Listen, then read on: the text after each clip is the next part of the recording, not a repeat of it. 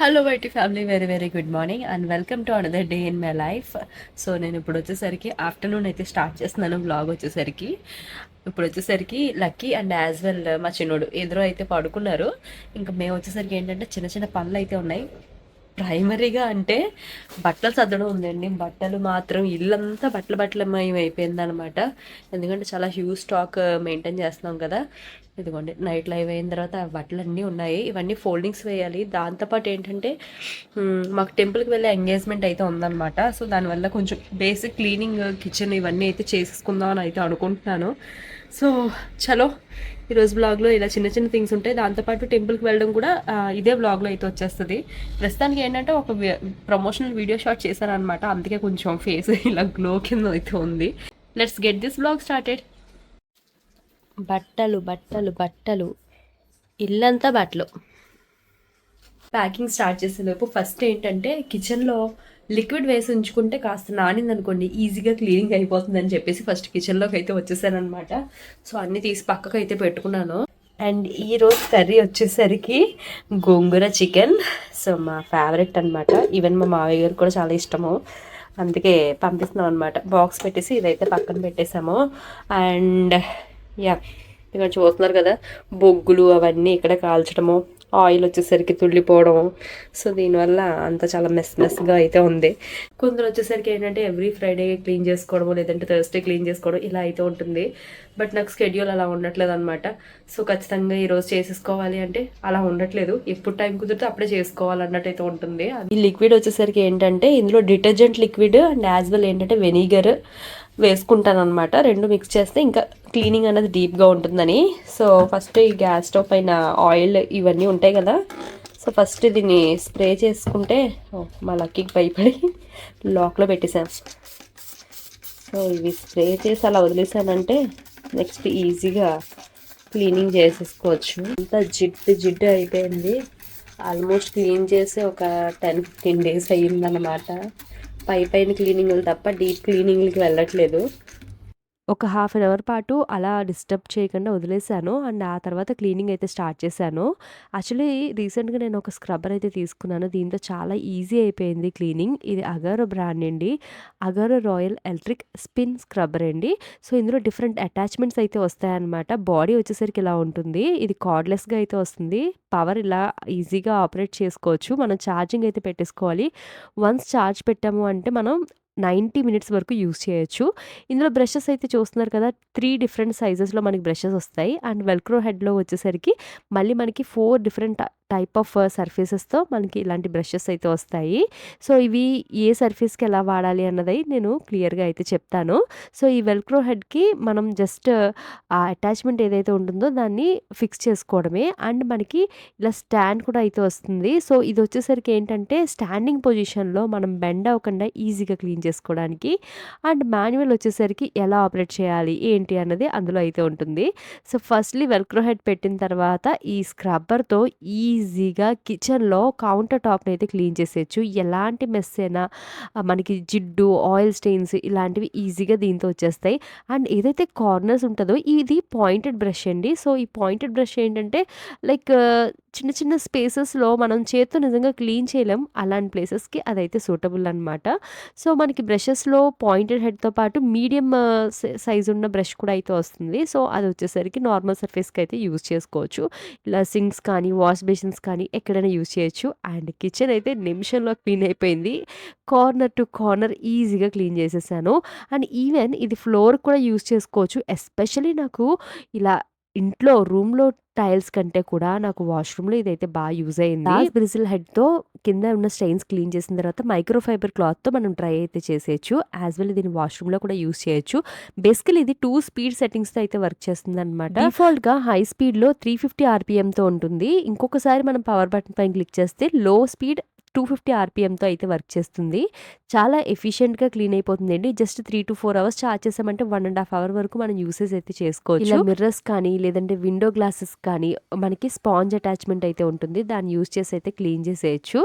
ఈజీగా డ్రై కూడా అయితే అయిపోతుంది. ఇలా మిర్రర్స్, ఫ్లోర్ టైల్సే కాకుండా మనం వుడెన్ సర్ఫేస్‌ని కూడా క్లీన్ చేసుకోవడానికి వూల్ టైప్ ఆఫ్ అటాచ్‌మెంట్ అయితే వస్తుంది. దాంతో ఈజీగా వుడెన్ సర్ఫేసెస్ అన్నవి షైన్ అయితే అయిపోతాయి. ఆ తర్వాత ఈ అటాచ్‌మెంట్స్ జస్ట్ రన్నింగ్ వాటర్ దగ్గర మనం క్లీన్ చేసేసుకోవచ్చు. ప్రోడక్ట్ అయితే చాలా అయితే యూజ్ అవుతుందండి. మీకు కూడా అయితే ఈ ప్రోడక్ట్‌ని ట్యాగ్ చేస్తున్నాను. ఒకసారి అయితే చెక్‌ఔట్ చేసేసేయండి. నేను జస్ట్ ఇలా క్లీన్ చేసేసి పక్కన పెట్టినట్టయితే మనకు ఓవర్ నైట్‌లో అయితే డ్రై కూడా అయితే అయిపోతుంది. అండ్ ఇక్కడ వచ్చేసరికి ఏంటంటే టెంపుల్‌కి వెళ్ళడానికి ప్రిపరేషన్ అనమాట. ఇంకా ఆ రోజు లక్కీని కూడా స్కూల్‌కి అయితే పంపించలేదు. ఇంకా నలుగురు కలిసి వెళ్ళిపోదాము అన్నట్టు ఇంకా అలా ప్లాన్ చేసుకున్నాం అనమాట. మార్నింగే స్టార్ట్ అవుతున్నాము.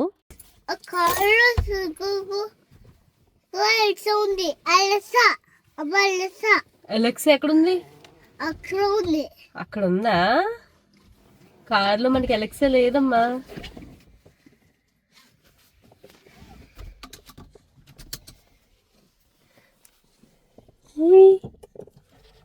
నవ్వు, నవ్వరా, నవ్వు.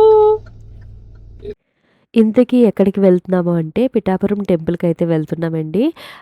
మా ఇంట్లో దగ్గరగా 1 ఇయర్‌గా మైలు ఉండడం వల్ల పూజలు అలాంటివి అయితే ఏం చేసుకోవట్లేదు. సో, తిరిగి పూజలు చేసుకోవాలి అనుకున్నట్టయితే ఇక్కడికి వెళ్ళి స్నానం చేసి స్వయంపాకం అది ఇచ్చుకున్నట్టయితే మళ్ళీ ఇంట్లో పూజ అయితే చేసుకోవచ్చని అన్నారు. సో, అందుకే బయలుదేరిపోయామనమాట. ఈవెన్ లక్కీ చంటి పిల్లోడుగా ఉన్నప్పుడు పురిటి మైలు తర్వాత కూడా ఇక్కడికే అయితే వచ్చాము. ఇంకా సెంటిమెంటల్లీ ఇంకా అలా అయితే వచ్చేసామనమాట. అండ్ చిన్నోడితో బయటికి రావడం అయితే చాలా చాలా తక్కువండి. ఎందుకంటే ఇంకా ఇంట్లోనే రెస్ట్రిక్ట్ అయిపోతున్నాను. బయటికి వెళ్తే వీళ్ళిద్దరిని కేర్ చేయడము, ఇద్దరిని కంట్రోల్ చేయడం అన్నది చాలా డిఫికల్ట్‌గా ఉంటుంది. అండ్ చిన్నోడికి వచ్చేసరికి ఏంటంటే బయటికి తీసుకొచ్చేసరికి చాలా కొత్తగా ఉంటుందనమాట. ఏ నిమిషం వాడు ఎలా ఉంటాడా అని ఇంక భయమేసి ఎక్కడికి బయటకైతే కదలట్లేదు. ఇంక టెంపుల్‌కి అయితే మస్ట్‌గా ఇంక వెళ్ళాలి కాబట్టి వెళ్తున్నామనమాట. ఇక్కడ వాడు మా లక్కీ వచ్చేసరికి వాటర్‌ని చూసి బీచ్ అంటున్నాడు. ఆ బీచ్‌లో స్నానం చేసేస్తాడంట. అలా అని చెప్తున్నాడనమాట. సో, ఇంకా ఫస్ట్ వీరు గారు అండ్ లక్కీ అయితే వెళ్ళి స్నానం చేసైతే వచ్చేస్తామని అన్నారు.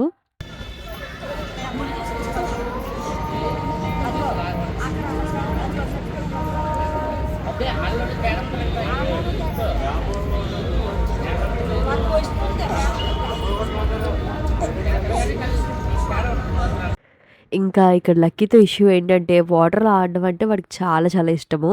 ఇంకా అక్కడికి వెళ్ళి కూర్చొని కాసేపు ఆడిన తర్వాత మళ్ళీ తిరిగి వచ్చామంటే బయటికి రావడానికి అయితే అస్సలు ఇష్టపడలేదనమాట. బీచ్ బీచ్ అంటూనే ఉన్నాడు. ఇంకా వాడికి బీచ్ అయితే గుర్తొచ్చేసినట్టుంది. అండ్ ఇంకా వీళ్ళిద్దరూ ఫ్రెష్ అయ్యి వచ్చిన తర్వాత నెక్స్ట్ చిన్నవాడిని అప్పచెప్పి నేనైతే వెళ్తున్నాను. నాకైతే వాటర్ చాలా చాలా భయమండి. అసల చిన్న లోతున్న దాంట్లో అయినా సరే నిల్చుంటేనే నాకు కాళ్ళు తేలిపోయినట్టయితే అనిపిస్తుందనమాట. బట్ నాకు సపోర్ట్‌గా వీరుగారు అక్కడ ఉండడానికి కూడా కుదరదు. ఎందుకంటే చిన్నోడిని పట్టుకొని ఉండాలి కాబట్టి. ఇంక నేను చాలా కేర్‌ఫుల్‌గా అడుగడుగు దిగి ఇంకా స్టెప్స్ దగ్గరే కూర్చొని జస్ట్ వాటర్‌నయితే అలా వేసేసుకున్నాను. సో, లక్కీ కూడా ఏంటంటే వాటర్ దగ్గరికి వెళ్తున్నానంటే నాతో పాటు వచ్చేసాడనమాట. ఇక్కడ అదే చెప్తున్నా. అక్కడ కూర్చొని అలా చూస్తూ ఉండు. ఎందుకంటే నాకే సెల్ఫ్ కంట్రోల్ ఉండదు వాటర్‌లో. ఇంకా వాడు కూడా వచ్చాడంటే నాకు ఇంకా టెన్షన్ అయిపోతది. అందుకే అక్కడే కూర్చోబెట్టి నేను ఇంకా వెంటనే ఫటాఫట్ ఇంకా చేసేసామనమాట. ఇంకా ఆ తర్వాత డ్రెస్ చేంజ్ అది చేసుకొని ఇంకా దర్శనానికైతే వెళ్ళిపోతున్నాము. తిరిగి మా ఇల్లు తర్వాత ఇలా పూజలు చేస్తున్నప్పుడు ఇంటికి కొందరు కంప్లీట్‌గా వైట్ వాష్ అయితే చేయిస్తూ ఉంటారు. బట్ మాకేంటంటే ఇప్పట్లో ఆ ప్లాన్ అయితే పెట్టుకోవట్లేదు. ఎందుకంటే వన్ వే పిల్లలతో అయితే కుదరదు. అండ్ సెకండ్‌లీ ఏంటంటే బడ్జెట్ కూడా చాలా ఎక్కువ. దగ్గరికి ఇంటికి వేయించాలంటే 1,00,000 వరకు కూడా అయిపోవచ్చు. అండ్ ఇంకొక థింగ్ ఏంటంటే ఇంటి నిండా బట్టలు ఉండడం. సో, బిజినెస్ చేస్తూ ఉన్నాం కదా! సో, చాలా స్టాక్ అయితే ఇంట్లో ఉంది. సో, వీటినన్నిటిని పక్కకు జరుపుకుంటా ఇల్లంతా పెయింటింగ్‌లు వేయించాలంటే ఇప్పుడు అస్సలు ఈజీ టాస్క్ అయితే కానే కాదు. సో, మేమింక ఏమనుకున్నామంటే దేవుడి మందిరం వరకు ఇంకా అక్కడ వైట్ వాష్ వేసేసి సో, అక్కడ మళ్ళీ దీపం పెట్టుకోవచ్చు అని ఇంకా అలా ప్లాన్ చేసుకున్నామనమాట. సో, ఇంకా దర్శనానికైతే ఇంకా ఫాస్ట్‌గానే అయిపోయింది. అమ్మా ఎక్కడుందో నువ్వు వెళ్ళు.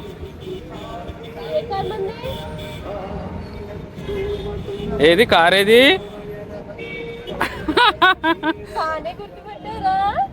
ఇదేనా? తెలుసా నీకు? Very good. అబ్బో ఇన్ని వైట్ కార్లో కన్ఫ్యూజ్ అవ్వలేదే. Okay let's wait Lucky come రండి అజ్జు గారు, అయిపోయింది కదా బాబు. Successfully done. నాడు ఏడ్చేద్దండి.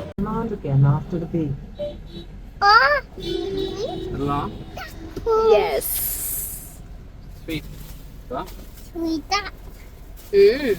చీపురు కదా యాక్చువల్గా మనకి ఏదైనా సాటిల్ ఇక్కడ తీసుకుంటా ఉంటాం కదా. అవును. తమ్ము పడుకున్నాడు.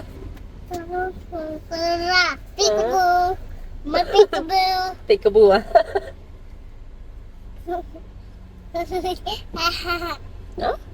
Fake smile. ఇప్పుడైతే ఇంటికి రీచ్ అయిపోయాము అండ్ వంట అయితే స్టార్ట్ చేశాను అనమాట. మరో పక్క అదిగోండి. చెయ్యి, ఫోన్ చెయ్యి.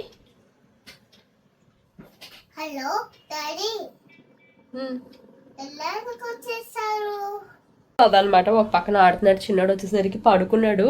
అండ్ ఈరోజు వంట వచ్చేసరికి ఏంటంటే నేను చేయబోతున్నాను కిచిడి అనమాట. అది కూడా హెల్తీగా వెజిటేబుల్స్ వేసుకుని ఇలా మల్టీగ్రెయిన్ అనమాట. ఇవి వచ్చేసరికి ఇలా రైస్తో నానబెట్టేసి ఇదైతే కుక్ చేయబోతున్నాను.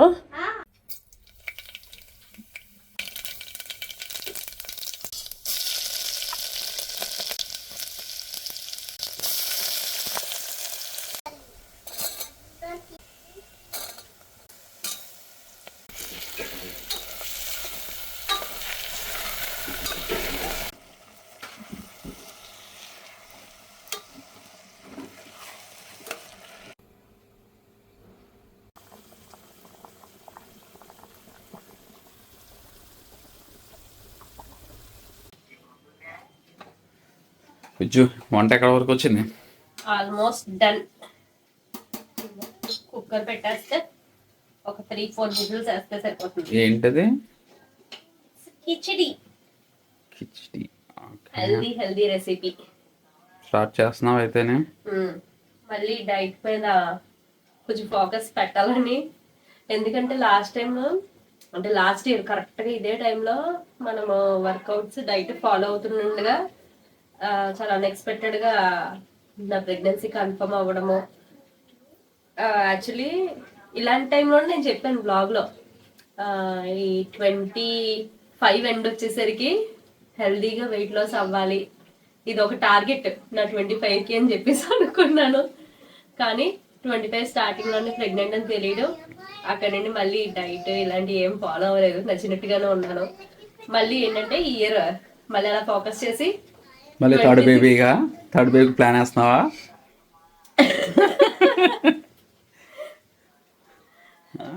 సో ఏంటంటే మళ్ళీ డైట్, కొంచెం రెసిపీస్, వర్కౌట్స్ కుదిరినా కుదరకపోయినా ఫస్ట్ ఇదొకటి. అండ్ ఏంటంటే నా హెల్త్ కొంచెం ట్రాక్ చేసుకుందామని వాచ్ తీసుకున్నాను. మోస్ట్లీ ఏంటంటే ఎలక్ట్రానిక్స్కి నాకు రూపాయి పెట్టడానికి నాకు అసలు మనసు ఒప్పదు. కానీ ఇది ఏంటంటే నా హెల్త్ కోసం తీసుకున్నాను అనమాట వాచ్. సో ఇది కూడా ఏంటంటే చాలా బడ్జెట్లో వచ్చింది, అందుకే నేను తీసుకున్నాను. సో ఏంటంటే నెంబర్ ఆఫ్ స్టెప్స్ కానీ నా స్లీప్ కానీ సో ట్రాకింగ్ కోసం అనేసి తీసుకున్నాను. నాది ఎలాగో సామ్సంగ్ మొబైలే కాబట్టి సామ్సంగ్ వాచే తీసుకున్నాను అనమాట. సో ఎన్ని స్టెప్స్ వేసానంటే ఈరోజు అప్పుడే 4277 టెంపుల్కి వెళ్ళాం కదా.